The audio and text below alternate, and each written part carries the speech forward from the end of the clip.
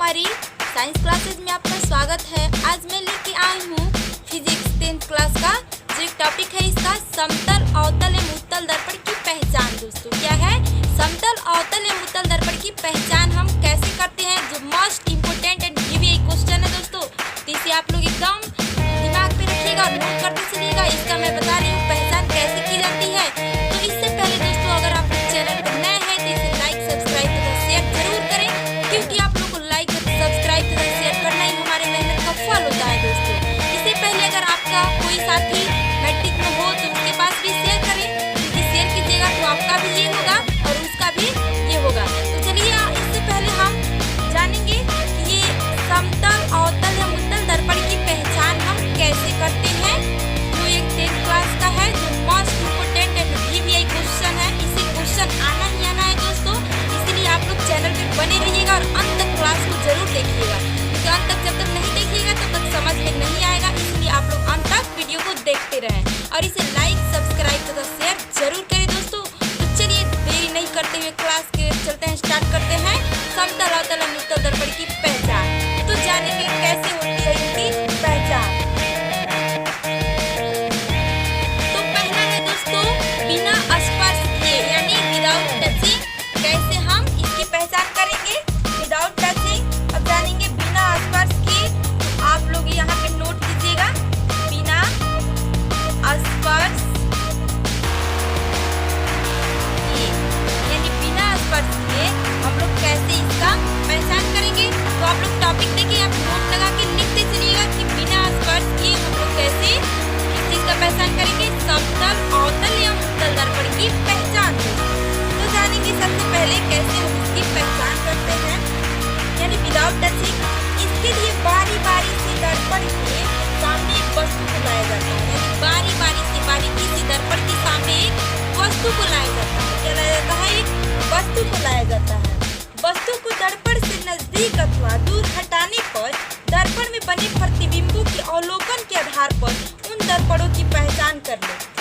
क्या की जाती है? उन दर्पणों की पहचान कर ली जाती है। इसमें नंबर 1 टॉपिक दीजिएगा, नंबर 1, और इसमें लिखिएगा कैसे करेंगे। नंबर 1 यदि दर्पण में बना प्रतिबिंब हमेशा सीधा तथा आकार में वस्तु के बराबर है तो दर्पण क्या होगा दोस्तों? समतल होगा। कैसे पहचान की जाएगी? यदि दर्पण में बना प्रतिबिंब हमेशा सीधा तथा आकार में वस्तु के बराबर है तो दर्पण कौन है? समतल दर्पण है। क्या है? इसमें 1 नंबर में लगा के लिखिएगा, समतल दर्पण है। अब नंबर 2 लिखिएगा, नंबर 2 पॉइंट देके। तो क्या होता है? यदि वस्तु को दर्पण के सामने रखने पर सीधा और बड़ा प्रतिबिंब बनता है तो वो दर्पण क्या है? अवतल है। क्या है वो दर्पण? अवतल है। जो मस्ट वीवीआई क्वेश्चन है ये। कैसे इसकी पहचान की जाती है?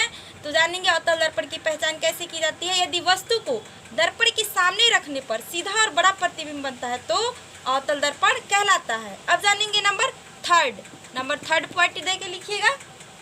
तो यदि दर्पण में बना प्रतिबिंब हमेशा सीधा तथा आकार में वस्तु से छोटा हो। यदि दर्पण से बना प्रतिबिंब हमेशा सीधा तथा आकार में वस्तु से छोटा हो तो क्या कहलाता है दोस्तों? उत्तल दर्पण कहलाता है। क्या कहलाता है? उत्तल दर्पण कहलाता है। तो तीनों की पहचान आप लोग को समझ में आ चुकी होगी, अवतल दर्पण, उत्तल दर्पण और समतल दर्पण की। अब हम जानेंगे बाई टचिंग यानी स्पर्श करके। नंबर 2 है, नंबर बी है बाई टचिंग यानी स्पर्श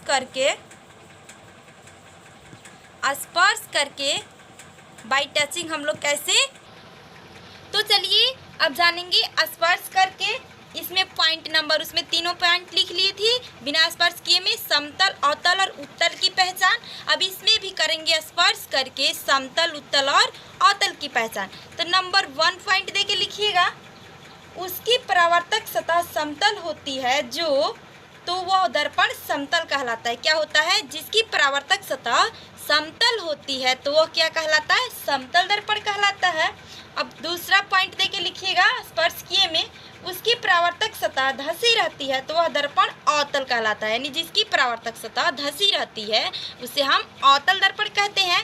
नंबर 3 टॉपिक दीजिएगा और लिखिएगा, जिसकी परावर्तक सतह उभरी हुई यानी उठी हुई रहती है तो वह दर्पण उत्तल कहलाता है। क्या कहलाता है? वह दर्पण उत्तल कहलाता है। तो ये हो गया स्पर्श की और बिना स्पर्श की, टचिंग, बाय टचिंग और विदाउट टचिंग में कैसे हम समतल, अवतल एवं उत्तल दर्पण की पहचान करते हैं। इस पहचान को आप लोग याद रखिएगा दोस्तों, क्योंकि ये मस्ट VVI क्वेश्चन है, आने की संभावना रहती है, जरूर बोर्ड एग्जाम में आएगी 5 नंबर क्वेश्चन में आप लोग को लिखने के लिए।